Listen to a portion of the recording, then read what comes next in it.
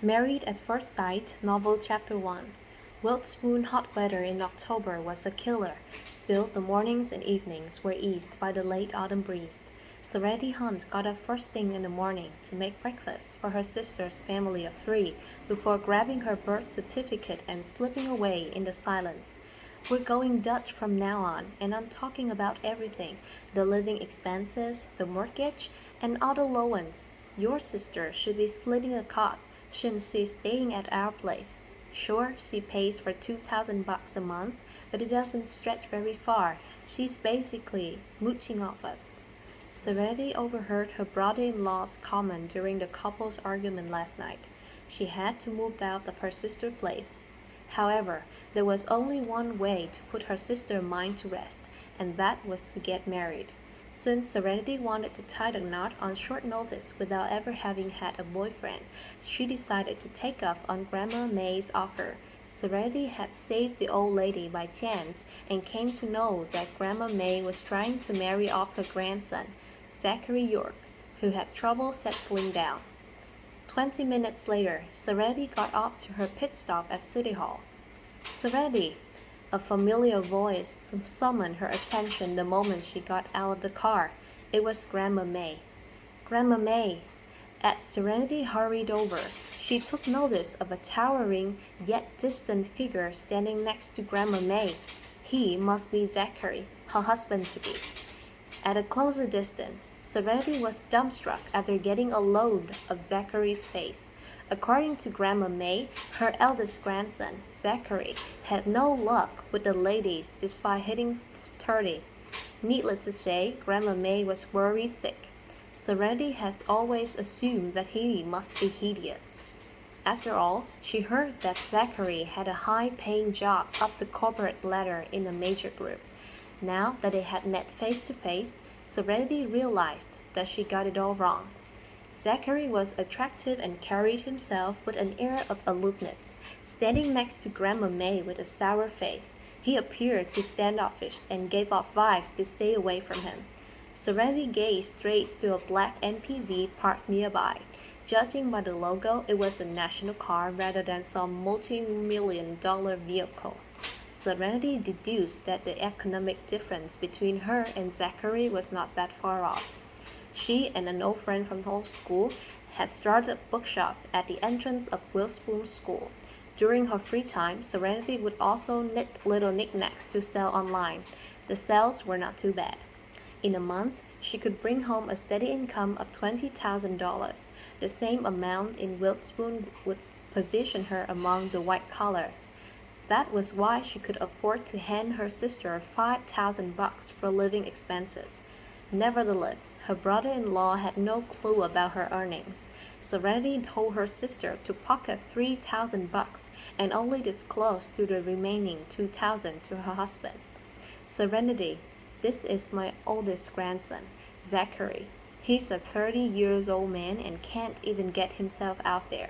Although he's not the warmest person, he's attentive and considerate. You saved my life, and we've known each other for 3 months. Trust me when I won't recommend a bad man to you. Taking in his grand's description of him, Zachary looked askance at Serenity, icily and profoundly without saying a word. Perhaps he has grown immune to her grumbles. Serenity knew that Grandma May had 3 sons, and each gave her 3 grandsons, blessing her with 9 grandsons. Since a granddaughter was missing in Grandma May's life, she thought that affinity with Serenity. Although blushing in the face, Serenity openly extended her right hand to Zachary and introduced herself with a smile. Hello, Mr. York. I'm Serenity Hunt. Zachary's penetrating gaze scanned Serenity from head to toe and back. With Nana clearing her throat, he reached out his right hand for a shake, albeit his voice reflected an icy tone. Zachary.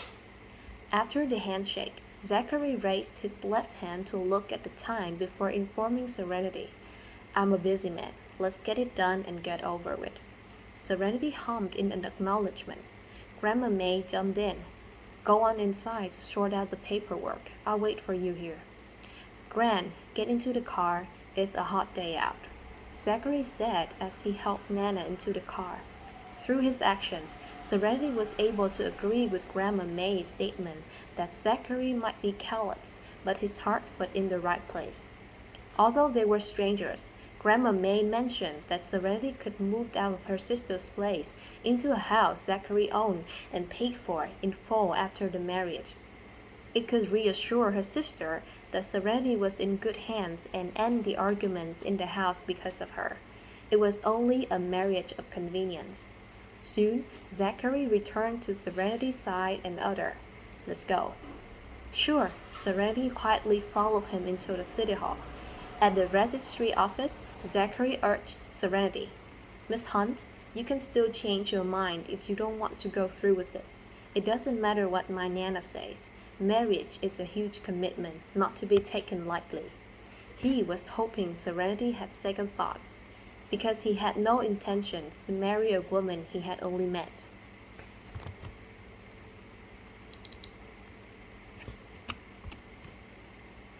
"I won't back out on a promise." It took Serenity a few days to consider before reaching a decision. Now that she had made up her mind, she was not going to go back on her word. There was nothing more Zachary could say at that point. He took out his document and placed it in front of the officer. Serenity did the same. The pair swiftly went through the formalities in less than 10 minutes. Once the officer issued the marriage license, Zachary fished out a bunch of keys from his pockets and gave them to Serenity. He said, "The house I bought is in Brinsfield. Nana told me that you own a bookshop near Wiltspoon School. My place isn't too far from your workplace. It will take around 10 minutes by bus. Do you have a driver license? If you do, you can get a car. I can help with the down payment while you'll be responsible for the monthly payment. It'll be easier for you to commute to work. I can get very busy at work, so you won't see me much. There will be business trips too. Don't mind me. Just look after yourself. I'll wire the household expenses to you on the 10th of every month when the salary is out. One more thing, for convenience sake, we should keep our marriage a secret for the time being." Zachary must have held high ranks in the office because he went on and on without giving Serenity a chance to speak. Serenity only said yes to the marriage, so she did not become the reason for arguments between her sister and her brother-in-law. Marriage was Serenity's tickets out of the house, while still giving her sister peace of mind. It was only marriage by name. With Zachary handing her the keys to the house, she gladly accepted them. "I have a driver's license, but a car isn't in my plans right now. I usually get to work on an e-bike. I just replaced the batteries on the bike, so it would be a shame not to ride it." Mr. York, are we splitting the bills?" Despite her sister and brother-in-law marrying for love, her brother-in-law proposed to go Dutch, as if her sister was taking advantage of him. It took a lot of time and effort to care for a child, get groceries, cook and manage house chores. A man who had never been through it himself would think their wife had it easy at home with the child minding, cooking, and cleaning. Since she and Zachary had never met prior to signing the papers, Serenity would feel more at ease if they went halves. Without a second thought, Zachary replied sullenly, "I have the means to support my wife and our little family. No need to share the cost." Serenity smiled. "All right then." She was not one to freeload without contribution. Whatever was needed in the house, Serenity planned to pay it out of her pocket. Serenity was already saving on rent anyway. It was all about the give and take as well as mutual understanding to live together in harmony. Zachary lifted his left arm to look at the time before saying to Serenity, "I need to get back to work. You can take my car home or hail a cab. I'll reimburse the fares. I'll drive Nana to my brother's. That reminds me, let's exchange numbers to reach one another." Serenity took out her phone and saved his contact. "I'll get a cab. I should lead you to your work." "Okay, call me if you need me." Prior to leaving, Zachary gave her $200 for the cab, to which Serenity refused. However, she immediately grabbed the money when he scrawled, Zachary walked on ahead instead of stepping out of the city hall together with Serenity as newlyweds. He made a beeline to his car.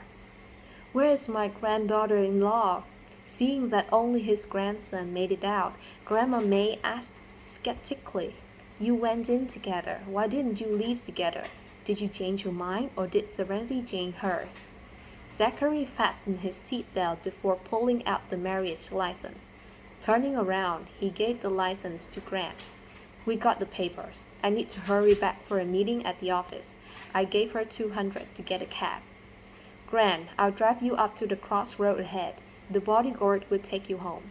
"You shouldn't ditch Serenity no matter how busy you are." "Hold on, don't drive until Serenity is out. You can return to work once you take her back." Grandma May wanted to get off, but the door was locked. "Gran, I married her as you wished, but you can't dictate everything else I do. I'm the one living with her, so it's my call. I'll observe on my own time and be the judge of her character. I won't make the marriage official if she doesn't pass the test." Grandma May murmured, "Divorce is not an option in our family." "Well, that depends on whether you picked a wife who's worth spending the rest of my days with," Zachary remarked as he started the car. "Punk! No husband would act like this. How could you drive away and abandon your bride right after you got married?"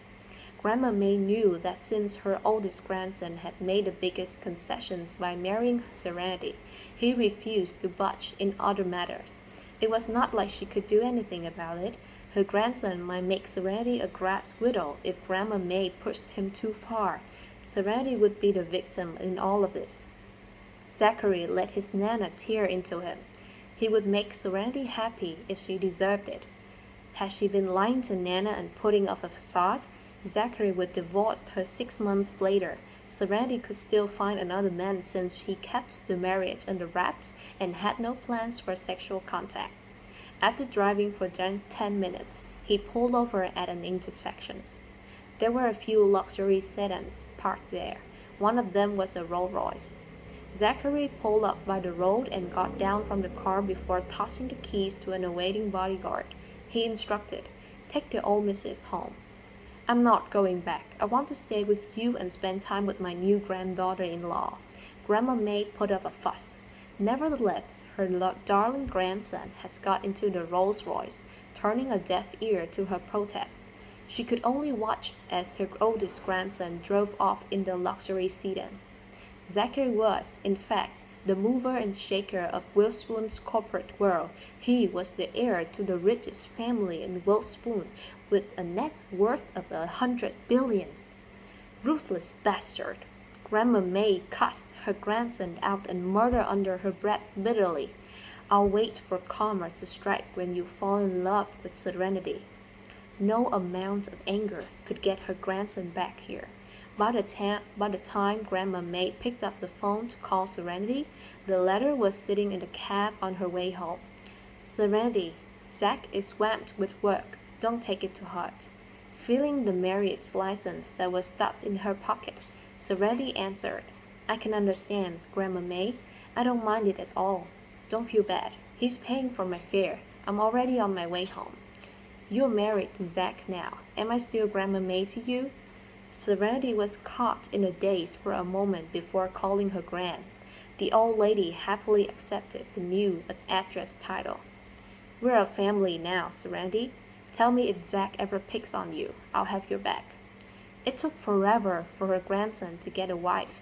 There was no way Grandma May would allow him to step all over Serenity.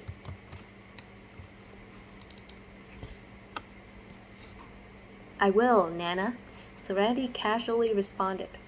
Although Grandma May was nice to her, Zachary was her blood relative while Serenity was only related to the family by marriage. Serenity found it hard to believe that the Yorks would stand by Serenity during a conflict between the couple. Such was the case with her sisters-in-laws. Pre-marriage, the in-laws were nothing but good to Serenity's sister to the point that their birth daughter was jealous. It was a different story post-nuptials. Every time Serenity's sister got into a disagreement with her husband, Her mother-in-law would get on Serenity's sister's case about being a bad wife.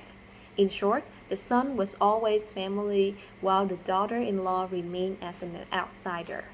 You must be heading to work, so I should get out of your hair. I'll get Zack to get you home for dinner tonight. Nana, I'm closing the shop pretty late at night. I probably won't be able to make it. Can we reschedule for the weekend? The school was off on the weekends. Since the bookshop's livelihood depended on students, business was slow on days when school was out. She would have time and no need to set up shop during such occasions. Sure, Grandma May thoughtfully added. The weekend it is. Go on with your work then. The old lady hung up the call. Instead of heading straight to the shop, Serenity sent a text to message to her best friend, Jasmine Socks, that she would make it back before the last school bell rang. With one major milestone ticked off her list, Serenity had to let her sister know and moved out of her place. About 10 minutes later, Serenity arrived at her sister's home. Her brother-in-law has gone to work while her sister was hanging clothes out to dry on the balcony. Seeing that Serenity was home, her sister expressed her concern. Why are you back at this hour, Seren? Is the shop closed today? I'll go when it's busy in the afternoon. Is Sonny awake yet? Sonny was Serenity's nephew. The boy was currently in his terrible twos. Not yet. The house won't be this quiet if he's awake. Serenity asked about last night as he helped with the laundry. Seren, your brother-in-law isn't trying to kick you out. He's simply under a lot of stress. It's not like I'm not working. Liberty clarified for her husband. Serenity kept to herself, knowing well that it was her brother-in-law's covert attempt to throw her out. Her brother-in-law earned a lot as a manager in the firm. Liberty met him in college and was working in the same firm when they later got married. After marriage, the man lovingly said to Liberty, I'll take care of you. Just stay home and rest. I don't want you to be tired when the baby comes around. Believing she had found the right man, Liberty quit her job and became a housewife. She gave birth to a lovely son a year into the marriage and had no time dressing up between caring for a child and managing housework. Liberty paid no thought to watch her figure, nor could she break free from her routine and return to the workplace. Fast forward 3 years. Liberty went through from a young and beautiful woman to an overweight and unkempt housewife with no time to spare for herself. Serenity was 5 years younger than her sister. Their parents passed away from a car accident when Serenity was 10. Since then, Serenity and Liberty only had each other. The compensation from their parents' accident would have been enough for their sisters to complete their studies, but the grandparents from both sides of the family wanted a piece of it. With that, what was left, the sister has to scrimp and save through to pull through college. Since the grandparents proceeded to hog the family home, Serenity and her sister resorted to renting. Their renting days were finally over when Liberty walked down the aisle. Liberty absolutely adored Serenity and talked to her than her husband-to-be about the living arrangement before marriage. The man was quick to say yes about taking Liberty and Serenity as a one-package deal, but his resentment was beginning to rear its ugly head. I'm sorry, Liberty. I'm a burden to you. No, Seren, don't think that way. Mom and Dad left us too soon. I'm all you got. Serenity was deeply moved. As a child, Serenity could always count on her sister, but now it was her turn to be Liberty's rock. After a brief silence, Serenity took out the marriage license and showed it to Liberty. She said, I'm married, Liberty. I just signed the papers and came back to let you know. I'll be packing up and moving out in a bit. You got married? Liberty's voice turned high-pitched, almost to a screech. Staring at Serenity in disbelief, Liberty snatched the marriage license for a closer inspection. There was her sister's name alongside a stranger's names on the paper. Attached was a photo of the newlyweds. What's this about, Serenity? I thought you didn't even have a boyfriend. The man in the photo was good looking, but his piercing eyes and callous lines along his facial features were telltale signs that he would not be the easiest person to get along with. While on the way back, Serenity had the story all thought out. She answered, I have been in a relationship for quite some time. His name is Zachary. He was always busy with work, so he could never make time to come meet you. He proposed, and I said yes. Then we went to get our marriage license at City Hall. He's a great man, Liberty. He's good to me. Don't worry. I'll have my happily ever after. Liberty had a hard time buying the story. She had never heard of a boyfriend in Serenity's life, yet the letter was telling her now that she got a ring on her finger. Serenity must have overheard the fight last night. Upset, Liberty teared up and remarked, Seren, I told your brother-in-law you paid for groceries. Feel free to stay with us. There's no need to rush to marry or move out. Liberty bet Serenity had not known her boyfriend for long. Otherwise, Serenity would not have waited until now to tell her. The sudden decision to get a marriage license was because Liberty's husband believed Serenity overstayed her welcome. Serenity was in a hurry to give herself away before Liberty's marriage was on the rocks. With a smile, Serenity comforted her sister. Liberty, you got nothing to do with it. My relationship with Zachary is very strong. I got my happy ending. You should be happy for me. Liberty could not stop the tears from rolling down her cheeks. Serenity helplessly embraced her sister until Liberty cried her hurt out and calmed down.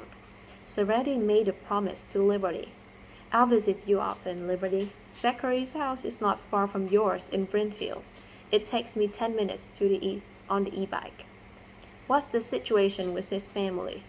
As the marriage was sealed, Liberty had no choice but to accept it. She went on to dig further about her new brother-in-law. Serenity did not know much about the Yorks, although she had known Grandma May for 3 months. Serenity never pry into the family's private affair and often lent an ear to Grandma May. All she knew was that Zachary was the oldest in the family and had a lot of younger brothers, including cousins. Zachary had a job in one of Witherspoon's finest companies. He was doing well for himself as he owned a house and a car. Serenity told the little information she knew to her sister. Having heard that Zachary had no debt on the house, Liberty asked, That's his prenuptial property, Seren. Can you get him to add your name to the title deed? At least, Serenity would be covered if her name was on the deed. You said it yourself, Liberty. It's his prenuptial property. It doesn't make sense to add my name to the title deed, since I didn't pay a penny for the house. I think we should forget about it. Zachary did Serenity a huge favor by handing her key to the house the moment they got married. She could move in right away, solving her housing predicament. Serenity was not going to request that of Zachary. Of course, she would not refuse if Zachary added her name on his own accord. Now that they were husband and wife, Serenity made up her mind to spend the rest of her life with him. Liberty had to at least bring it up, knowing that her sister was self-reliant and not driven by greed. Liberty did not dwell on the matter. After a series of interrogations, Serenity successfully moved out of her sister's place. Liberty wanted to drop her off at Brentfield, but Sonny happened to wake up. The little guy was crying for his mama the moment he opened his eyes. You should attend to Sonny. I don't have a lot of stuff. I can move them myself. Liberty needed to feed her son and get a start on lunch. Her husband would call her out for doing nothing at home should he return with no food on the table.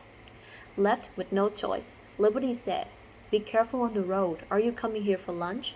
Bring your husband along. I need to get to the shop in the afternoon, so I can't make it for lunch. My husband has his plate full at work. He's going away for business this afternoon, so it might be some time before I can bring him to meet you. Serenity lied. She knew nothing about Zachary, but Grandma May mentioned that his life revolved around work. He would sometimes go out of town for business, always away for days on end, without a concrete idea of when Zachary would be free Serenity did not make a commitment in case she could not keep it. He's going on the business trip the same day he got married. Liberty found Zachary to be inconsiderate towards Serenity.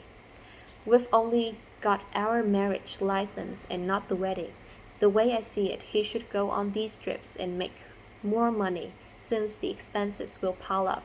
I should get going. Liberty, go and feed Sonny.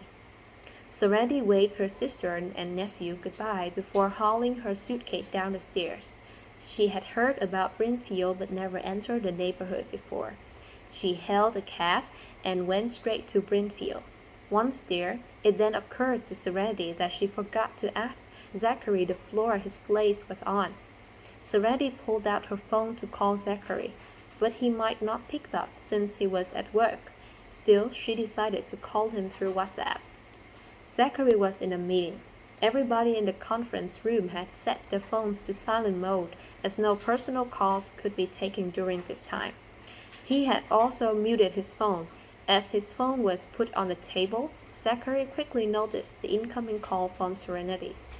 Zachary did not save her contact when they exchanged numbers, with Serenity's profile name, Mermaid in the Deep Blue Sea, popping out on WhatsApp. Zachary canceled the unidentified call without a second thought. Then he blacklisted Serenity's number. In the doc about Zachary's act, Serenity went on to try messaging since he was not picking up. She asked, "Mr. York, I'm at Springfields now, but I don't know which floor your place is on." Serenity typed the message and tapped send, only to find out that her text could not reach the number. She stared blankly at the screen of her phone. Why can't I reach his number? We exchanged number at City Hall. Did I get the number wrong? Serenity mumbled to herself as she thought hard and long about whether there was a gap in her memory. Having determined she got the right number, Serenity arrived at one possibility: Zachary had blacklisted her number. Did he forget that they just got married? Truth be told, Serenity would not last 2 days before she drew a blank about her husband had she stayed put in her sister's house. Serenity later called Grandma May. After reaching Grandma May on the phone, Serenity uttered, "Nana, I moved out of my sister's place, and now I'm at Brinfield, but I don't know Mr. York's. Do you know what floor Zachary place is on?" Grandma York? Hang on, Serenity. I'll call Zach right now. The old lady had no clue either. The house and car were bought recently, so Zachary could vet Serenity out. Grandma May only found out that her oldest grandson bought a house at Brinfield after the couple got their marriage license. Grandma May ended the call and wasted no time getting a hold of Zachary. After blacklisting his prize number, Zachary put the phone back on the table and carried on with the meeting. Less than 3 minutes later, his mobile screen lit up. Seeing that it was Nana, Zachary accepted the call. "I'm in a meeting, Nana." Zachary's husky voice came through. "Anything can wait until I get home." "Zach, what's the unit number of the place you bought at Brinfield? Serenity is there now, but she doesn't know where the place is specifically. Don't you have her number? Go and tell her." Zachary raised his sleek brow. Oh, now he remembered. He got hitched today to a woman he had never met, but Nana was deeply fond of. He believed her name was Serenity. Moments ago, Zachary had blacklisted his wife's number. "Nana, tell her it's apartment 808 on the 8th floor of Block B." "Sure, I'll let her know. Carry on with your meeting." The old lady was a brisk character, hanging up the call and passing the message to Serenity. Zachary stared at his phone in silence for a moment before taking Serenity out of the band contacts. He saved Serenity contact and sent her an apologetic message. "I'm sorry, I forgot who you were earlier." Serenity did not take the incident to heart. Grandma May's sons and daughters-in-law thanked Serenity personally when the latter saved their mother's life. By the time the grandchildren made it to the hospital for a visit, Serenity was long gone. Hence, it was hard for Zachary to keep track of a stranger like Serenity. Even though Nana had mentioned Serenity more than a few times, Zachary paid no mind and attached no importance to it. He could barely remember Serenity's name. Serenity texted back, "It's fine, just do your thing. I'm moving my stuff up the stairs. Do you need help?" "I only have a suitcase. I can move it myself. Besides, are you going to come back and help if I really need it?" Zachary was honest in his reply. No. He had a busy schedule. How could he find the time to help her move? Serenity responded with a cry-laughing emoji before going radio silence. She did not want to get in the way of his work. Zachary had also quit the messaging. There was nothing to talk about since they hardly knew each other. His only hope was for a docile wife who would not trouble him over the pettiest things. He had no time to give her the time of the day. Placing his phone back on the table, Zachary lifted his head and noticed that all eyes were on him. With his game face on, Zachary said, "Back to the meeting." Sitting nearest to Zachary was his cousin, Callum. Among the cousins within the same age range as Zachary, Callum ranked second. Callum drew close and whispered, "Zach, I overheard your conversation with Nana. Did you really marry that third girl?" Zachary shot him a glare. Scratching his nose, Callum straightened his back and ended the probing. Even so, Callum had nothing but sympathy for Zachary. There was no need for the York boys to secure social and financial standing through marriage, but Zach and his new bride were not a match in every single way. Poor Zach. He merely married the girl because Nana took a liking to her. Once again, Callum offered Zachary condolences through his thoughts. Thank goodness Callum was not the oldest in the family. Otherwise, he would have to step up to the plate and marry Nana's lifesaver.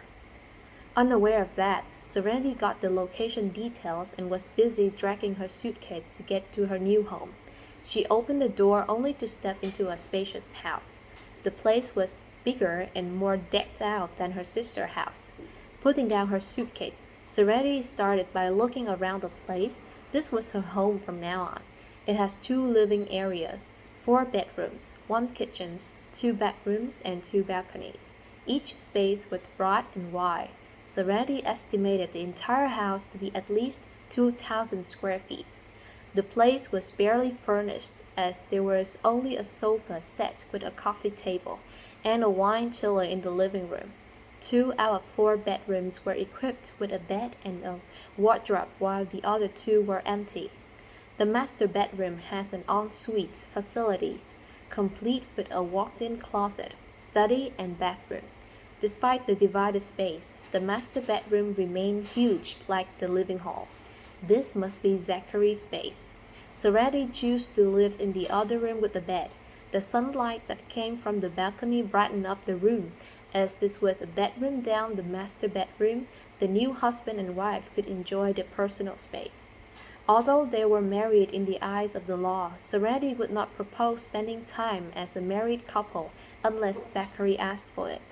After dragging her suitcase to the bathroom, Serenity went into the kitchen. The kitchen was squeaky clean without kitchenware in the sight. Both balconies were also bare but gave a roomy feeling due to the vast space. Serenity intended to spruce up the balcony with some plants and a swing. Nothing beat reading a book and taking in the botanic view of a swing during her free time. It appeared Zachary was rarely home for dinner. Now that she was occupying the space, home-cooked meals were a must. Serenity started with the kitchen by purchasing kitchen utensils online. As for plants on the balcony and other furniture, she wanted to get Zachary's take on it when he got home from work. It was his house, after all, while she was simply crashing here. After placing an order on kitchen tools, Serenity looked at the time and needed to return to the shop. Picking up the keys, she grabbed her whole phone and rushed down the stairs. Serenity made it back to the shop in time for the after-school rush. Her best friend, Jasmine, inquired out of concern, "What were you up to this morning, Seren?" "My sister and brother-in-law have been in constant argument because of me. I thought about it and decided to move out." Serenity shrugged. "So I moved out this morning." Her best friend's brother-in-law was something else. Jasmine sighed. Men love to tell women that they would take care of them, but when it comes down to it, they're the ones nagging and finding faults. After marriage, we, women, had to put family above all while grinding through misunderstandings. It's so unfair. I think your sister should find a job. Women must always be financially independent, so we have a say in the household. While speaking, Jasmine suddenly furrowed her brows and gave Serenity a confused look. I can't believe your sister let you move out. I got married. Oh, what? You got married? You don't even have a boyfriend. Who did you marry? Jasmine, mindless nodding was ensued with shock as she stared at Serenity wide-eyed. Her voice went high-pitched too. Knowing that she could not keep the news from Jasmine, Serenity came clean about the whole thing. Jasmine glared at Serenity for a while before poking the latter's forehead. I don't know where you find the guts to marry someone you met for the first time. You could have stayed with me if you couldn't find a place. I have extra rooms at my place. You could have also picked my cousin if you were looking for a husband. Serenity said with a smile, What do I need your cousin for? He has a girlfriend. It's too late now because the papers are signed. Keep it between us and don't let my sister know. I don't want her to be sad. Jasmine. Her best friend sure pulled one heck of a move. There are all those Lifetime movies and romance novels about blindly marrying a multi-billionaire. Maybe that's the case with you too, Seren. Smacking her best friend in the head, Serenity remarked with a grin. I bet you read all the chick lit in the shop. Dreamed on about marrying a billionaire at first sight. Do you think the place is crawling with billionaires? Jasmine rubbed on the bum and sighed as Serenity had a point. Jasmine then asked, Where's your husband's place? Brimfield. Not bad. It's a good neighborhood and easily accessible. Plus, it's not far from our shop. Where does your husband work? He must earn a lot of money since he bought a house in Witherspoon in a gated community like Brimfield. What are his wages like? Do you need help with the mortgage? Seren, get your name on the title deed if he wants you to contribute to the mortgage. It's to protect yourself. Not to jinx it, but you won't get anything when you guys fall out and divorce since it's a prenuptial property. Studying her best friend's face, Serenity answered, You sound like my sister. He bought and paid the house in full, so there's no mortgage. I don't think it's nice to put my name on the title deed when I didn't spend a dime on it.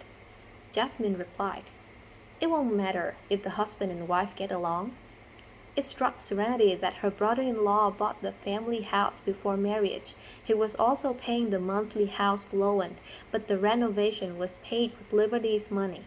Still, Liberty was not named on the property deed.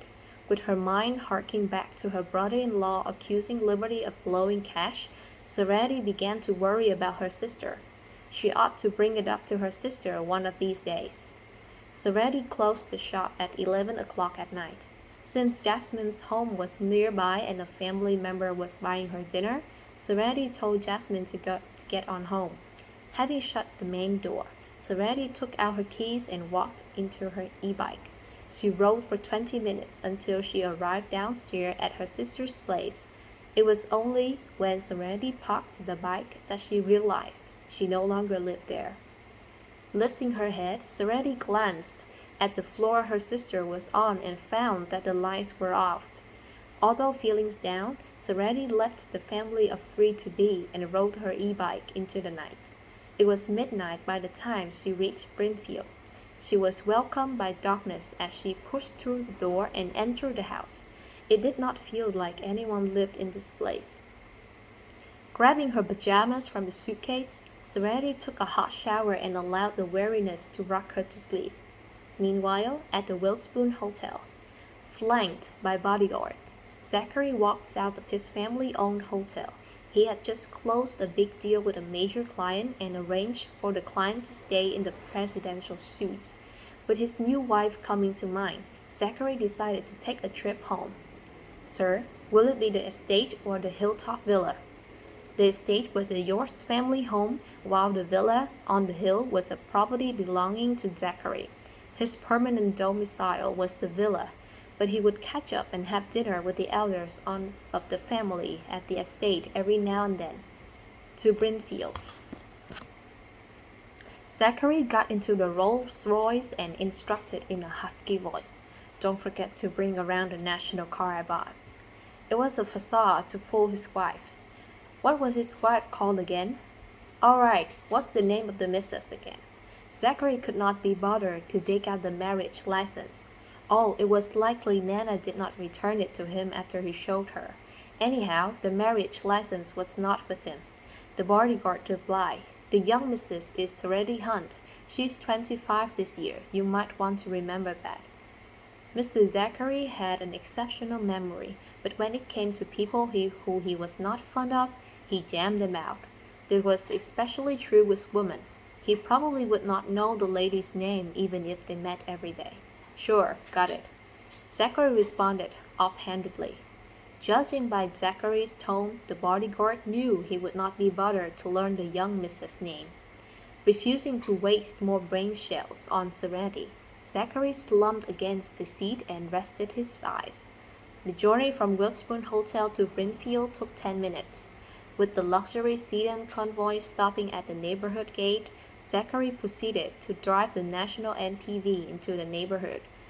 Although he could not remember his bride's name, Zachary was not going to forget about the property he bought. Soon he arrived at the entrance to his home and took notice of a pair of familiar slippers at the door. They seemed to be his. Why were they thrown out? It must be Serenity. Doing a slow burn, Zachary saw tension in his chiseled face. He was grateful to the girl for saving Nana at first, but all that good impression was lost following Nana's constant praising of her and nagging to marry her. Now Zachary believed Serenity was a conniving person. Although he gave in to Nana meant to marry Serenity in the end, Zachary drew the line there. He planned to keep his identity hidden after marriage to be the judge of Serenity's character. If Serenity passed the test, he would accept her as his wife forever. If he were to find out that she was a scheming woman, then she should get what's coming. No good ever came to those who played games with Zachary. Whipping out his keys, Zachary tried to unlock the door, but his attempt was futile. He was less than happy when he realized that the woman had locked him out. This was his house. He let her in, and yet she locked her out. Seeing red, Zachary lifted his foot and kicked the door. Bang! Zachary was also trying to get Serenity on the phone. Because of the earlier incident, Zachary saved Serenity's contact and added the spousal title for a reminder. He would be damned if he could remember who Serenity was for once instead of deleting her contact again. Serenity was startled awake by the kick on the door. Who was pounding the door in the middle of the night? How was she supposed to sleep? Serenity was a rum in the morning, not to mention now that she was woken up by the noise. Throwing off the covers, Serenity stormed out in her pajamas. Since her phone was in the room, she had no idea that Zachary called. "Who is it? Why are you knocking on my door when you should be sleeping?" Serenity opened the door as she ran her mouth at the guy standing outside. She was stunned the moment she got a good look at the person's face. Serenity stared at Zachary's face for a while before getting a hold of herself and putting on a smiling face. She embarrassedly uttered, "Oh, it's you, Mr. York."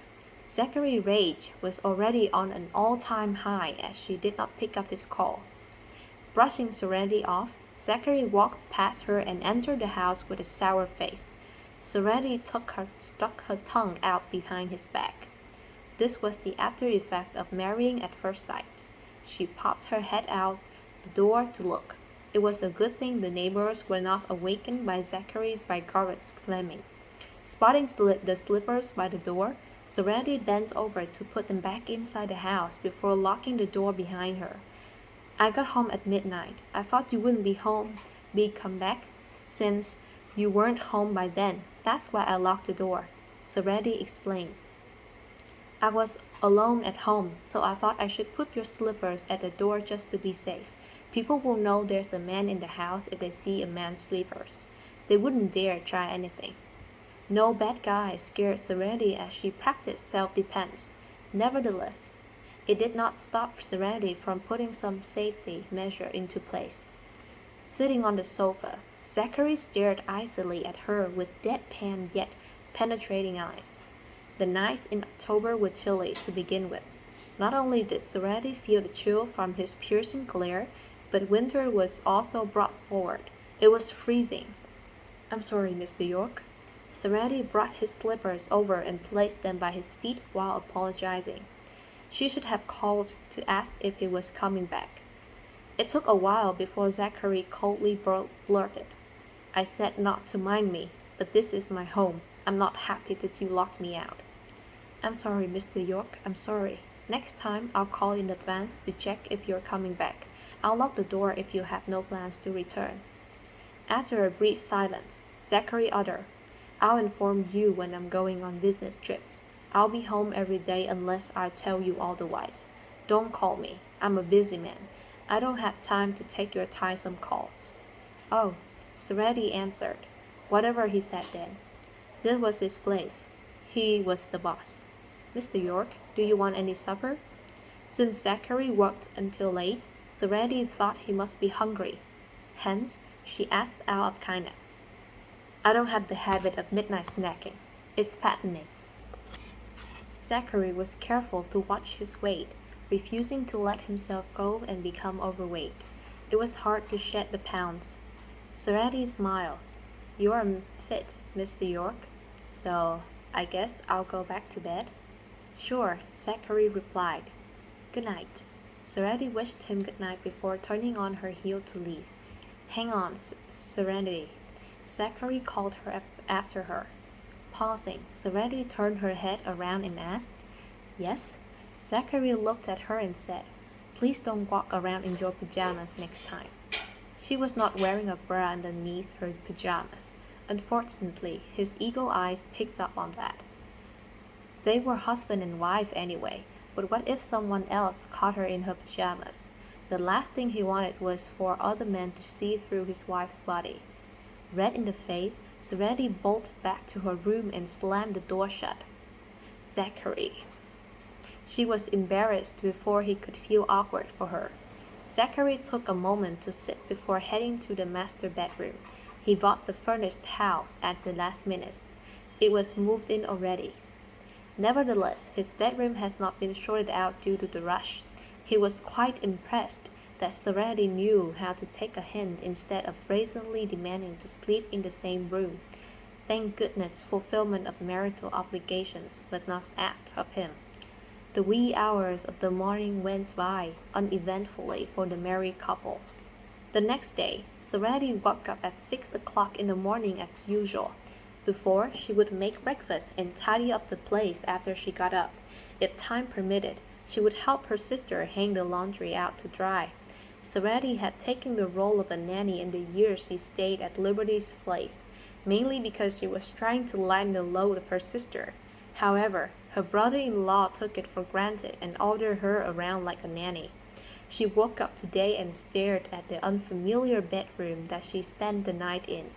As memories flooded back into her mind, Serenity murmured, "I must be half asleep to think I'm still at my sister's place. This is my home. I don't have to get up now." Serenity laid back down to return to dreamland. It was a shame that she could not adjust her body clock though. Serenity could not sleep in even if she tried. She might as well get up since her tummy was rumbling. After a change of clothes and a wash-up, Serenity walked out of her room and took a glance at Zachary's bedroom door. By the locks of the closed door, he must still be sleeping. Well, it was hard to get up at this hour since he was home late last night. Serenity wandered into the kitchen and stared at the empty room. A brief silence later, she turned around and made her way out. She had placed an order for kitchenware yesterday, but the stuff had not arrived. Had she known, Serenity would have bought them in a store rather than online. While moving house yesterday, Sarati remembered seeing a breakfast place in the neighborhood. Sarati decided to get breakfast takeouts. She wondered what Zachary fancied eating. It was not like she could wake him up and ask, so she bought a variety. Sarati got breakfast omelette, bacon, sausages, pancakes, and toast, the favorites of ordinary people in Wilspoon. Zachary was an early riser despite staying up the night before. No sooner had Sarati gone out to get breakfast than he woke up, unaccustomed to having a wife. He once again forgot about Sarati's existence and walked out bare-chested to get a glass of water. At that point in time, Sarati swung open the door to enter the house and their gazes met. The next thing she knew, Zachary locked his arms against his chest and ran back to his room like Sarati did last night. Dumbstruck at first, Sarati soon burst into laughter. She muttered to herself, "There's nothing interesting about the man's upper body. It's nothing more than abs. I can't believe he puts his arms over his chest." Ha, that was so funny. A while later, Zachary re-emerged fully dressed in a suit. He did not look too pleased, but who was he to tell Serenity off? It was his fault for forgetting that a strange woman was in his living space now. The strange woman was also his wife on paper. Normally, Zachary stayed in his villa and would wake up to an empty second floor. So long as he remained upstairs, the maids would not enter his space. At times, he would ditch the shirt when feeling cheeky. This was the case today, and the scheming girl saw his bare chest. "Mr. York, I got breakfast. Come and have them." Despite laughing her ass off, Sarati did not forget the agenda at hand. She placed the breakfast variety on the dining table and called the man, who felt violated over. Zachary stood in silence for a bit before heading over. He glanced at the breakfast and callously asked, "Don't you know how to cook?" "I do. I'm a good cook. The store-bought breakfast, especially from the street stalls, is not very hygienic. You should cut down on that. You should make your own food since you can cook. It's sanitary and safe." As the head of the York household, Zachary had never eaten breakfast favorites of Wilspoonies. Sarati replied with a question. "Have you seen your kitchen? It's cleaner than your face. It has nothing in there. Even if I'm the chef of a 5-star hotel, I can't pull a feast without tools and ingredients." Zachary was rendered speechless. "Are you going to eat it?" Serenity asked. Zachary was starving but tried to play it cool. He took a seat at the table and faintly said, "It'd be a waste not to eat since you already bought it. I guess having it once or twice won't hurt." Way to save himself from embarrassment, Sarati split half of each dish to him. Taking a seat, she ate her share and remarked, "I looked around when I moved in yesterday. I ordered quite a bit of kitchen utensils online. I'll get the groceries and cook when the things arrive, so you don't have to eat street food." He held a high position in the Mayer Corporation. She guessed white collars were particular about their food. Sarati had the habit of cooking at home and only ordered takeout when she was at the shop. She was willing to accommodate his fussiness for food. "Our home is missing a lot of stuff. Can I decorate the place to my liking?" Zachary picked his head up to glance at his wife sitting opposite him before digging into his breakfast. The common breakfast tasted all right. "We're husband and wife with a marriage license. This is your home. You can decorate it as you like on the condition that you don't touch my room." She was free to turn the other room upside down.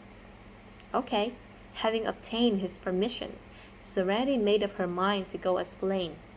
With flowers and a swing on the balcony, she could read a book and admire the flower while sitting in her swing during her spare time. "That reminds me, Nana told me yesterday to come back with you on the weekend for dinner and to meet the family." Zachary faintly responded, "I'll let you know. I need to check my schedule. If I can't make the time, I'll get Nana to bring my parents over. You guys can meet and have a meal." Sarati had no objections. Now that his belly was filled, Zachary took out his wallet and looked through it, but he did not have much cash on him.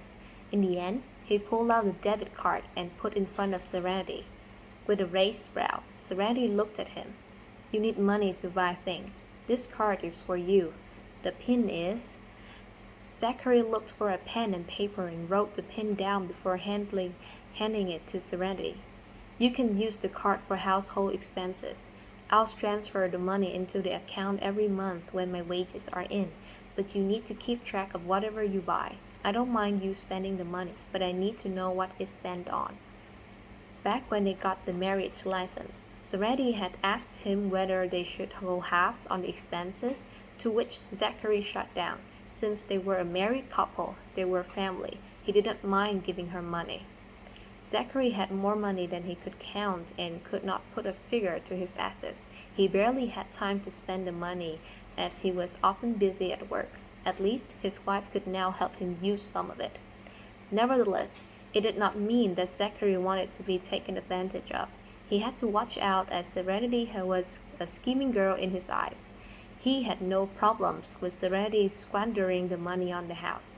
Serenity could not stand Zachary's attitude and conduct. She slid the debit card, alongside the paper with the pin, back to Zachary. She did not even spare a glance at the pin. Mr. York, you're not the only one in the house. I'm living here too. You bought the house, so I saved on rent by living here. I can't let you pay for the house expenditure too. I'll pay for whatever needed for the house. I'll discuss it with you if the cost of a household item exceeds $2,000. You can chip in whatever amount you see fit.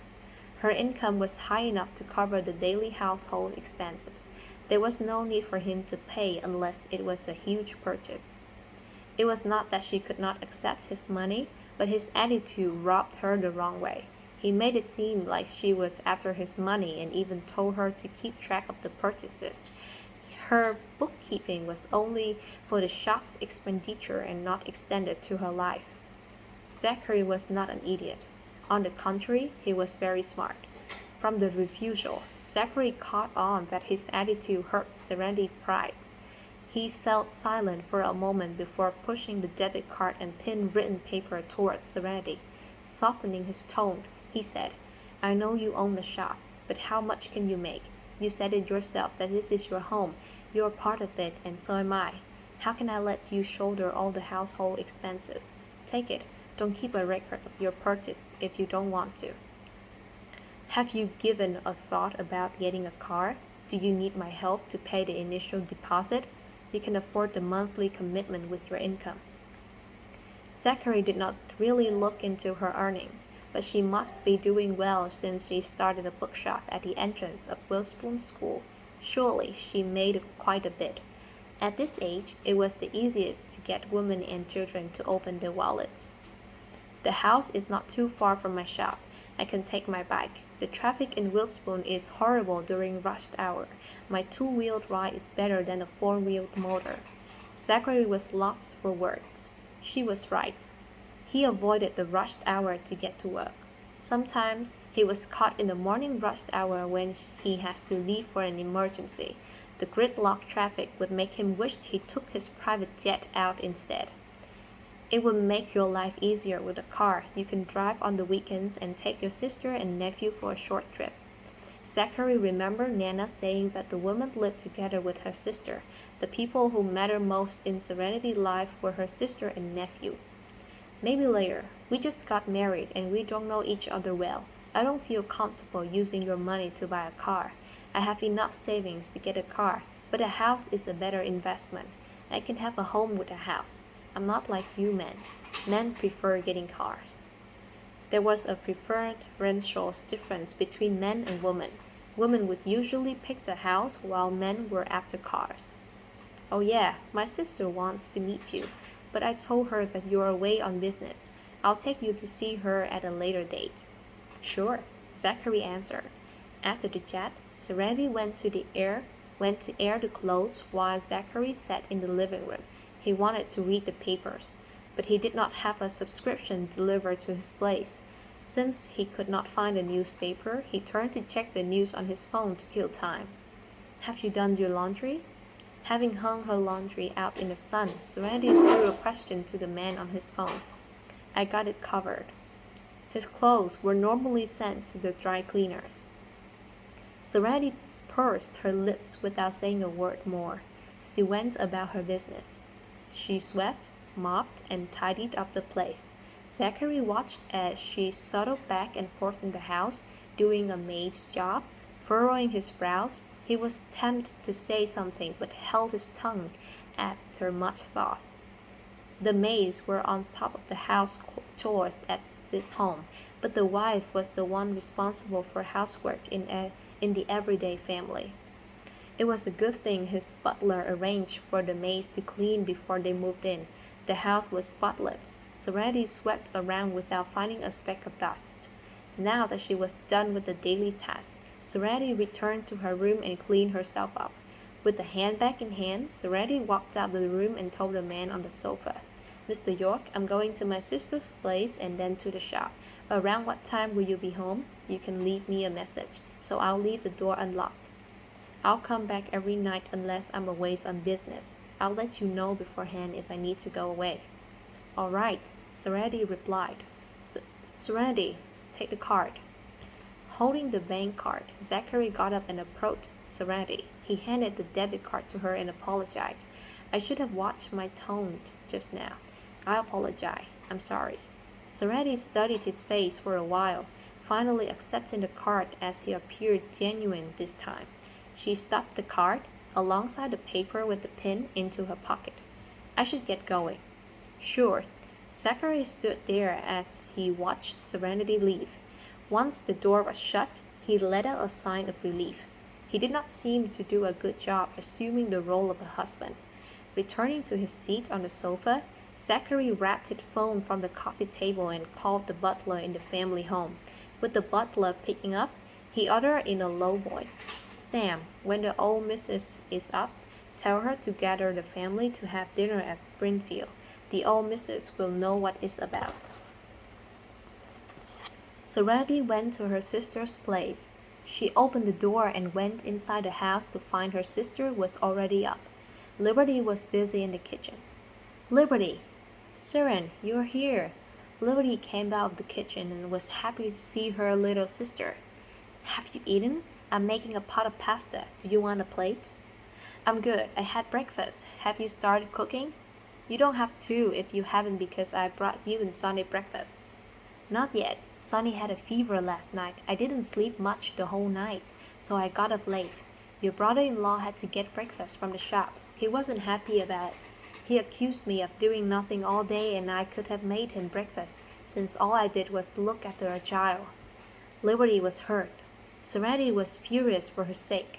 Why did Sonny have a fever? You should take him to see a doctor later even if the fever's gone, in case it comes back. Seriously, I can't believe your husband didn't bother to help and even yelled at you when your child was sick. Is my brother-in-law still insisting on going Dutch after I moved out, Liberty? Liberty took a seat on the sofa and unwrapped the food. She ducked in and said, "I'll take Sonny later. He's still insisting on splitting the expenses. He said that all I do is spend money rather than earn my keep. He mentioned that I have no idea the pressure he's under. As part of the family, I should contribute to the household expenses." "I bet his sister taught him that. My sister-in-law can't stop poking her face into our affairs after she got married. My husband used to be good to me, and his sister ruined that." Prior to handing him in her resignation letter, Liberty worked her way up to the financial chief position. She was paid handsomely.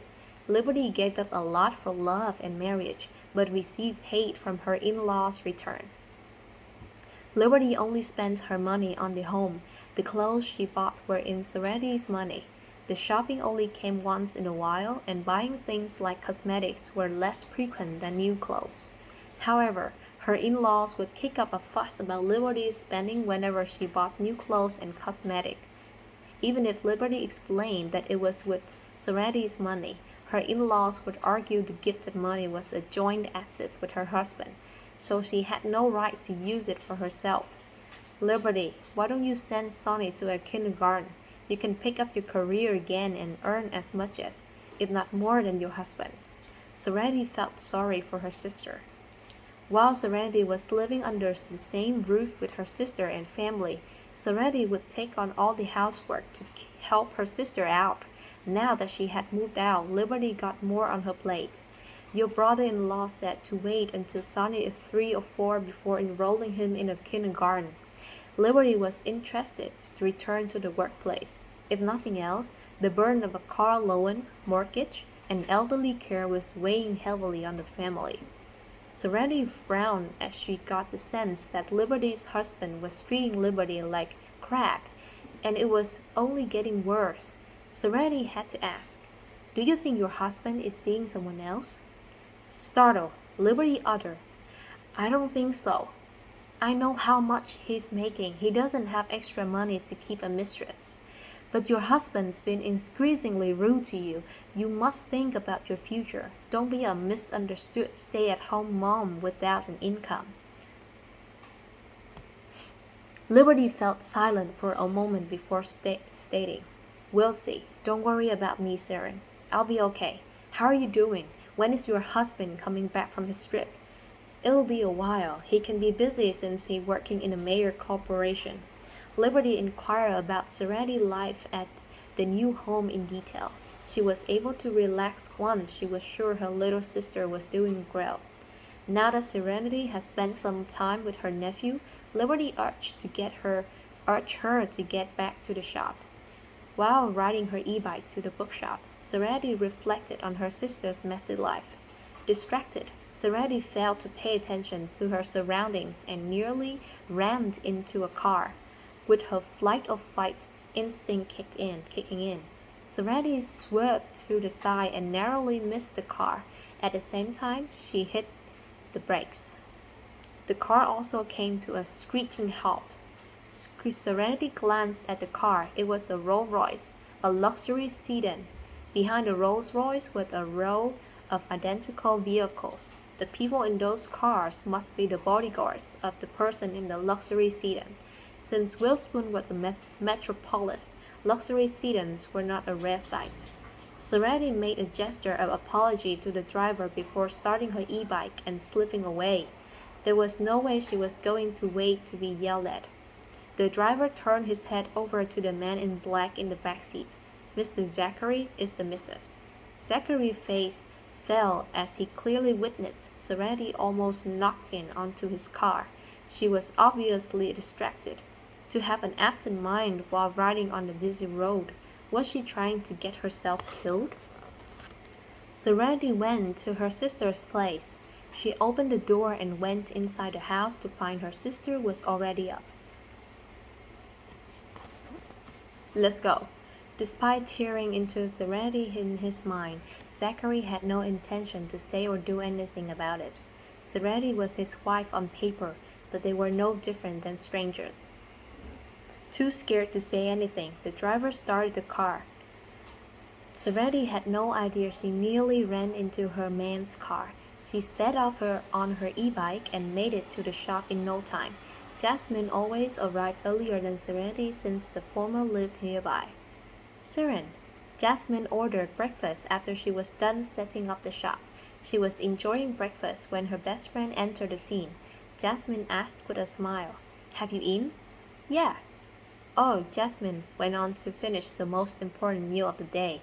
"I brought you some dessert. They're delicious. Try them." Picking up a bag by the cash register, Jasmine told her best friend. Serenity placed her bike key by the cash register and sat down before pulling over the bag containing the dessert. "You can't go wrong with this dessert. I saw a Rolls-Royce on my way to work, Jasmine." Jasmine replied, "I see. It's not strange to spot a Rolls-Royce in Witherspoon, but it's not a common sight.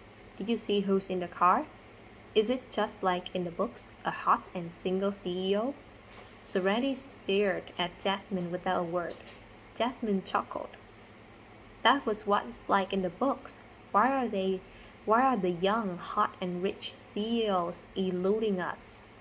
The storylines are made up to cater to the market. Would anyone read a book if it's about your average wage earner? The leading man has to be society elite even if he isn't a CEO." Jasmine burst into another bout of laughter. That reminds me, are you free tonight, Siren? You know I'm either at home or at the shop, right? What's the matter? Life was simple to Serenity as it only revolved around managing the shop and caring for her sister's son. There's a dinner party tonight. It's a gathering of high society. I got an invite. Do you want to come along and have a peek into their world? Serenity turned down the offer. I don't run in the same circle as them. I'm not interested. Although she earned quite a bit, the upper crust was beyond her reach. She had no intention to elbow her way into the community, nor did she have the means to. To be frank, Serenity might be mistaken as the server if someone of her social status were to attend such a refined dinner party. I don't want to go either, but my mom begged my aunt for an invite. I can bring a plus one, so I thought of taking you, Seren. Oh, Seren, please come with me to see what it's like. Wait, no, I need you there to be my rock. I don't want my mom to nag at me. The Soxes were wealthy and locals of Wilspoon. They owned several properties and half a block of stores, making their millions thought through rent. However, wealth could not buy social standing. Mrs. Sox took pride in her daughter's pretty face, as marrying her daughter off could be the ticket to a higher social class. Jasmine's aunt happened to marry into a rich and powerful family. It had been a few tough decades, but it finally worked out for the aunt as she was now rubbing shoulders with the upper class. The aunt doted on Jasmine and believed her niece had just only what it took to bag a wealthy and influential bachelor. Since Jasmine's mom asked, the aunt was happy to make it happen for her niece. Is Mrs. Sox pressuring you to get married again? All mothers are the same. They can't wait to kick their daughter out and make them another man's problem once their daughter turns 18. I can make my own money and be financially independent. I don't need a man to enjoy a good life. I think you shouldn't marry out of your social class. I don't want to marry up. Although my aunt is mingling well with the circle, it took her decades to get there. She faced a lot of difficulties when she first married her husband. She used to cry to my mom when she visited back then. She knows what it's like. Jasmine was all for freedom and not being bound by the upper crust unwritten rules. Come on, Siren, just tonight. We'll be in this together. We get to see how the top 1% live. My aunt said there will be a lot of young, eligible bachelors attending tonight. They're all Witherspoon's finest and richest. We can check the scene out even if we're not there to snag a man. It's a dinner party, so there's going to be lots of good food. Serenity was not one to say no to food. So was Jasmine. It was that common interest that brought the pair together. It took an hour of convincing before Serenity gave in to her best friend's request. They closed the store early to attend the event. Serenity called her sister and asked about her nephew. Her nephew had seen a doctor, and the fever was only a case of the sniffles. It put Serenity's mind at ease.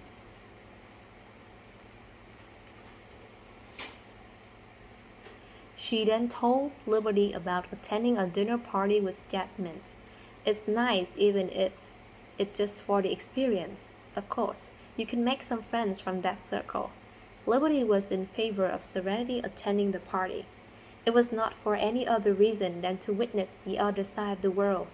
The shop was closed right after lunch just to attend tonight's party.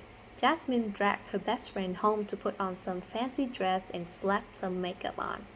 Since the Soxes adored Serenity, they had no problem with Jasmine bringing Serenity along to the dinner party. Serenity was married anyway, so there was no concern that Serenity would steal the limelight from Jasmine. Just after 6 in the evening, a sit-in arranged by Jasmine's aunt rolled into the Soxes' driveway. Have fun. Seeing the girls off at the door, Mrs. Sox said to Serenity, help me keep an eye on Jasmine, Seren. Don't let her stuff her face. Get her to socialize with the young bachelors. She told her daughter, Jasmine, your aunt has done a lot for you. Don't let her down. Serenity replied with a smile. Don't worry, Mrs. Sox. I'll have you keep an eye on Jasmine so she doesn't wander off to the buffet." They would hang out at the buffet together. "I feel relieved with you around." Mrs. Sox was fond of Serenity because the girl was sensible and independent. Had it not been because her son was a lot younger than Serenity, Mrs. Sox would have played matchmaker for them. It was regrettable that Serenity was taken. There were a lot of youngsters in the Sox family. Serenity could have picked any one of them if she wanted to walk down the aisle. It was what it was. There was no point talking about it since it was not like Mrs. Sox's regrets could change anything. With Mrs. Sox urging them to hurry up, Jasmine, dolled up in glamorous makeup, white gown, and jewelry, pushed her best friend into the sedan arranged by the aunt. Seeing that Serenity was married and acting like as a plus one, she did not bother to dress up. She wore her usual clothes and put on natural makeup. Nevertheless, her natural beauty still shone through despite her plain attire. The dinner party was held at Wellspoon Hotel, a place Serenity never had a chance to step into. The Wellspoon Hotel was one of the finest hotels in the city. Some said it was a 7-star hotel, but Serenity had no idea if that was true because it was not news she would follow. Jasmine's aunt arrived at the hotel before the girls and exchanged greetings with her friends. The aunt then told her children to enter the hotel while she stayed at the door to wait for Jasmine and Serenity to arrive. As the car she arranged cruised over behind all the cars, the aunt curled her lips to smile. A few minutes later, Jasmine, with Serenity in tow, approached the aunt. "Aunt Rachel." "Miss Love." Serenity and her best friend said hello to Rachel. Rachel was not entirely okay with Jasmine bringing Serenity along as she had met the girl before. Rachel had to admit that the girl who lost her parents at a young age was better looking than her niece, despite coming from a middle-class family. Serenity carried herself with natural grace and class. The aunt was initially worried Serenity might overshadow her niece, but since Jasmine's mom mentioned Serenity was married, Rachel was relieved. Seeing that Serenity ditched the evening dress for common clothes, opted for light makeup, and forewent the jewelry, Rachel was glad that her glamorous niece outshone Serenity's natural beauty. At least, Serenity was sensible and knew her place. "Come with me. I'll take you in, Jasmine. Take out your invite. The security will check it for registration." Jasmine immediately pulled out her invitation. "Mind yourselves when you get in. Try to talk less but observe more. If the time is right, I'll introduce you around. Seren, I can trust you more than I do Jasmine. Watch Jasmine so she stays out of trouble. The Wellspoon Hotel is one of the hotels the richest family owns. The family's heirs might be here tonight." Rachel then whispered in her niece's ears, "Jasmine, it would be a great blessing to our family if you win the heart of one of the heirs. The family tends to keep a low profile and adopts healthy family values. You don't hear much of a power struggle. Most importantly, the men in that family are decent enough not to have mistresses. My daughter isn't at the age to marry yet, otherwise I would have saved the chance for my daughter." Ultimately, Rachel had a closer bond with her daughter than with her niece. However, her daughter was only 17 and not at the legal age to marry. Jasmine replied, "Aunt Rachel, I wouldn't dare dream of climbing up the social ladder by marrying the richest family in Wellspoon. She came here for the food." Serenity stood next to them, listening without buttoning in. She was here to play second fiddle anyway. Her eyes were set on the food, as it was said that Wellspoon Hotel had great chefs. "What's the last name of the richest family?" Although Jasmine was not a daydreamer, it did not stop her from prying. "York." "York? Now, isn't that peculiar?" Jasmine nudged her best friend as Serenity knew husbands shared the same last name.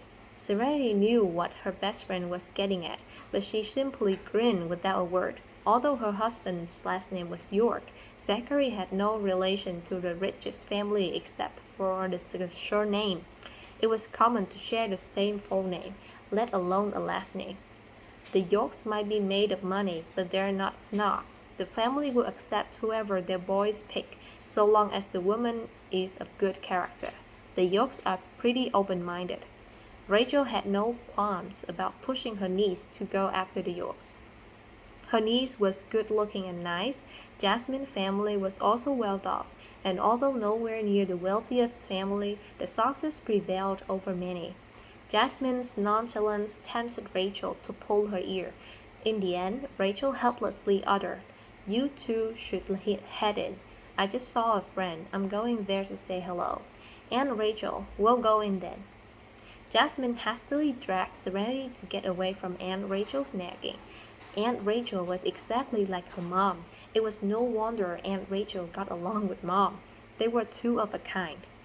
It was Serenity's first time at the Wildspoon Hotel, while Jasmine has been here a few times. Leading her best friend, Jasmine nimbly grabbed 2 plates of food and hid in a corner. "We don't know these ladies. They won't give us the time of day if we go up and introduce ourselves. Let's dig in, Seren. We're here to check out the scene and see what a party among the higher society is like," Serenity said with a smile. "Mrs. Sox is going to kill you if she finds out you're only here for the food." Nonetheless, Serenity came for the same thing. Jasmine uttered without a care, "Look at me. Who am I to snag one if the eligible bachelor here tonight? My aunt is dreaming to think the heirs would fancy me." Seren, "Do I look like Miss Universe or Miss World to you? Would the ears think I'm a catch?" Only my aunt would think that. Let's not bother. Come on, dig in. The Wildspoon Hotel's known for its gourmet food. I had been to the hotel restaurant in the past, but I couldn't bring myself to order some of the dishes. They were too expensive. I can finally try them tonight. Thanks to you, I get to try the food too. Like Jasmine, Serenity was indifferent about the whole thing. Serenity was married anyway. The pair hid in a corner as they enjoyed a great feast.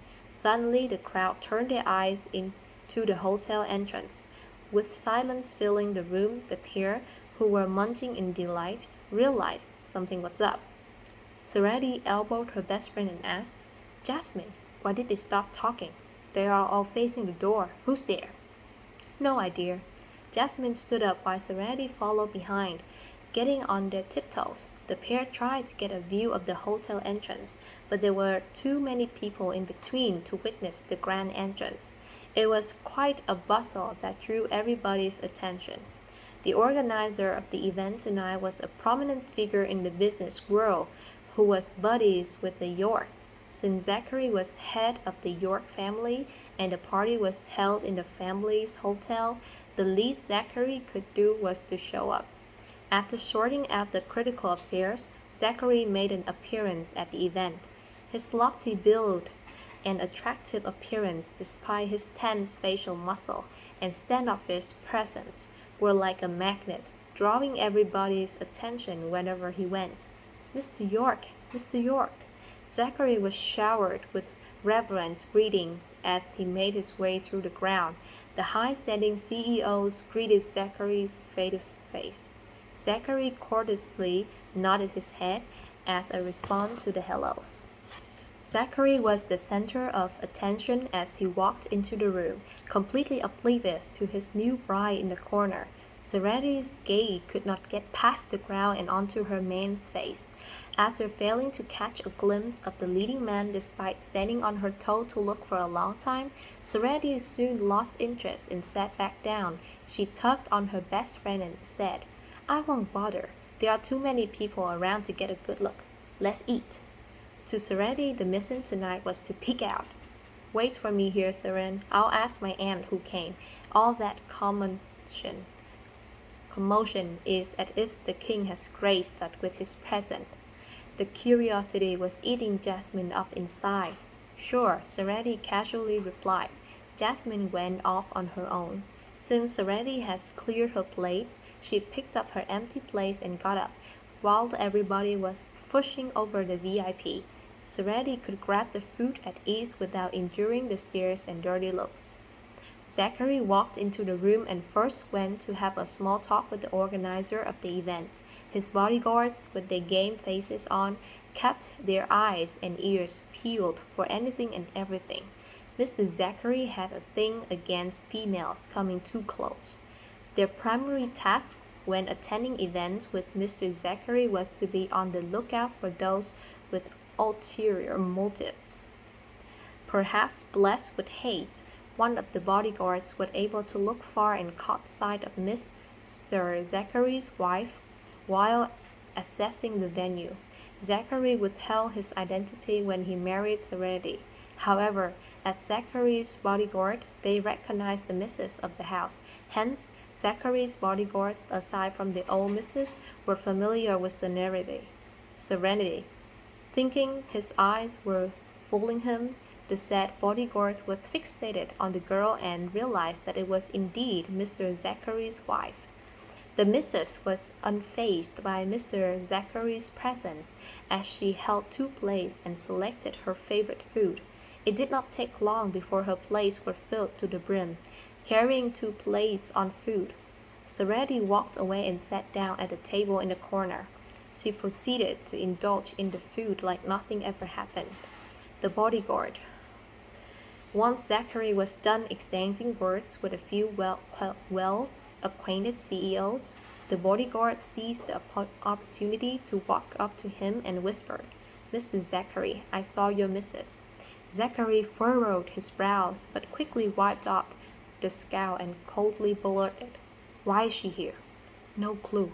Keep an eye on her. Don't let her see me. Also, snap some pictures of who she's with and interacts with."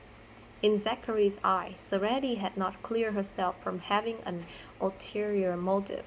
He suspected Serenity was here to climb higher on the social ladder. That was the reason he kept his identity from her. Serenity might be turned off that he was a measly wage earner. The bodyguard respectfully took the order.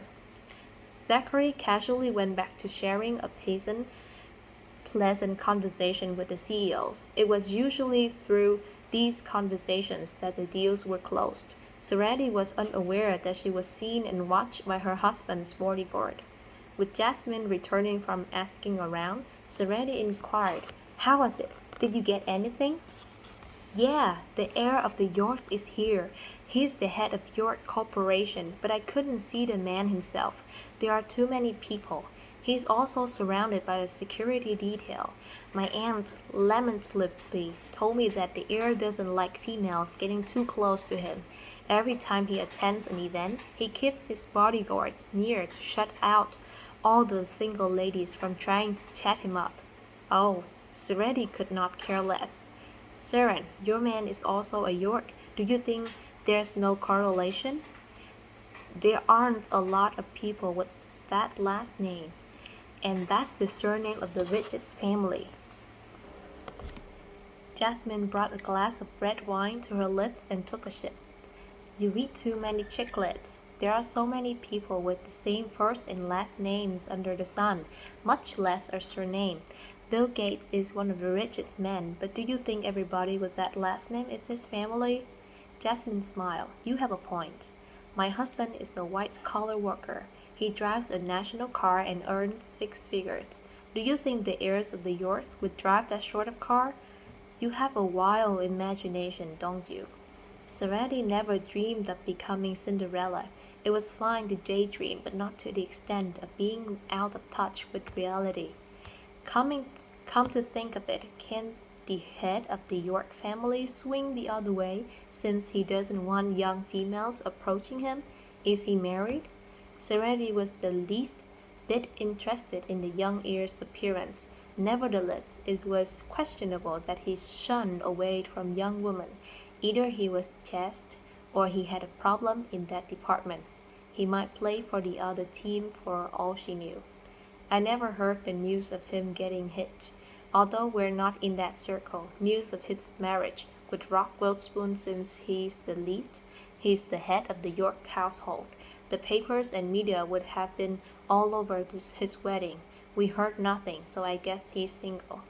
Jasmine put down her glass. "Now that you've said it, I think something's up with him. It's unusual for a fine man like him not to even have a girlfriend. We'll never know what's going on in the minds of the wealthy. Eat up. We should leave after eating our fill.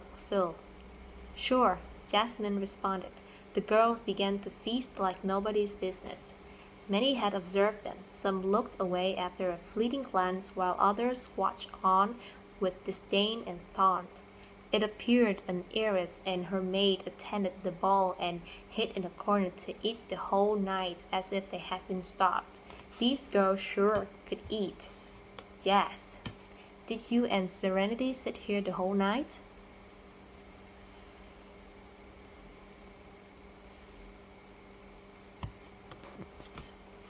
Jas, Rachel's son, Sean Law came by, younger than Jasmine by 3 years. He had a good relationship with his cousin. He tagged along with his parents to mingle around the crowd when his mother suddenly thought of Jasmine. Sean was under the instruction to look around for Jasmine. Come, Sean, sit. Jasmine pulled a chair over for her cousin to sit down. With Serenity smiling at Sean, the latter blushed and raised his glass at her. He asked with a grin, Do you drink, Serenity? I rarely do. Serenity only indulged in alcohol on a rare occasion because she could barely hold her drink. How could she when a bottle of beer could knock her out for 12 hours? Serenity would be embarrassing herself, her best friend and Miss Lowe family if she were to pass out here. Do you want milk or juice? I'll bring you a glass. Sean got up to leave. Pulling him back, Serenity replied, It's fine, Sean. I'm full. I don't think I can handle another drink. Sean sat back down. Jas, did you and Serenity sit here the whole night? Sean appeared troubled as he remarked, Mom wanted to introduce you to a few nice men, but you weren't there every time she turned around. She couldn't just walk away from the other ladies, so she told me to look for you. Having eaten to her heart's content, Jasmine gleefully said, Sean, I'm not interested in the eligible bachelor. Serenity and I are only here to check out the scene and taste the food. The place lives up to its name and a 7-star hotel. The food is amazing. It was a hearty meal. Sean, we're stuffed now. It's getting late, Sean. Serenity and I got to go. Please let my aunt know on my behalf. Anxious, Sean did a double take on Serenity and answered, Leaving so soon? Jas, the party is only halfway through.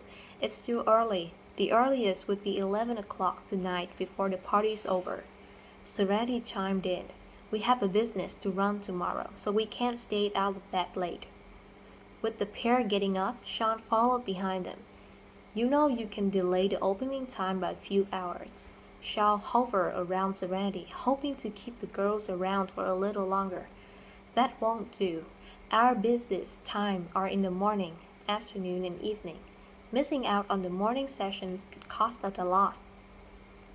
Patting her cousin's shoulder, Jasmine poked fun in delight. You should stick around and see if there's anyone you fancy. Although you're still young, nothing's stopping you from seeing a girl. Sean stole another glance at Serenity. Blushing in the face, he bashfully said, I'm fresh out of college, Jas. I'll think about marriage once I'm steady in my job for a few years. Serenity put forth her opinion. There's no rush for boys. Sean's only 22 this year. He can wait another 2 years. Sean bobbed his head along, only for Serenity to add responsively, You were still a little kid when I first met you. I can't believe you're all grown up now. Sean. Unable to persuade the girls to stay, Sean walked with them out of the hotel. Jas, did you drive there? Your mom arranged for a car to pick us up. Jas would not bother when she said, Seren and I can take a cab. You should go back in, Sean. Tell my aunt that we got to leave. I hope you have fun. There were a lot of people hanging around the lobby. Everybody glanced at Jasmine and Serenity, but none came to chat with him, as the girls were unfamiliar faces. Since the pair did not want to catch a cab in front of the hotel, they walked to the street before hailing a cab. They told Sean, who had been walking with them, Sean, hurry back to the hotel. Bye now. Sean waved his arm reluctantly as he watched the girl get into the cab and ride off. He stood by the road for a long time before making his way back. At the hotel entrance, he bumped into Zachary, who was on his way out. The center of attention as always, Zachary demonstrated the makings of a leader through his security details around him. Sean stopped at the sight of him and took a step into the side to make way for Zachary. "Mr. Lowe." Zachary paused in his footsteps as he was passing by Sean and politely acknowledged Sean. "Flattered," Sean immediately responded, with a smile. "Mr. York." Everybody else was taken aback by the exchange of greeting between Zachary and Sean. The Lowes were of the upper crust, but they barely crossed paths with the Yorks. Sean was only a kid in everybody's eyes. Although he had entered the family business, Sean was starting from the bottom up. Sean was holding an insignificant position in the Lowes company. For the lofty Zachary to say hello to Sean, was he trying to build a bridge because he saw something in Sean as the future heir of the Lowes business, or did he see a promising future in the Lowes? Mr. and Mrs. Lowes were seeing Zachary out along with the crowd. Seeing that Zachary acknowledged their son's presence, the couple was astonished and pleasantly surprised.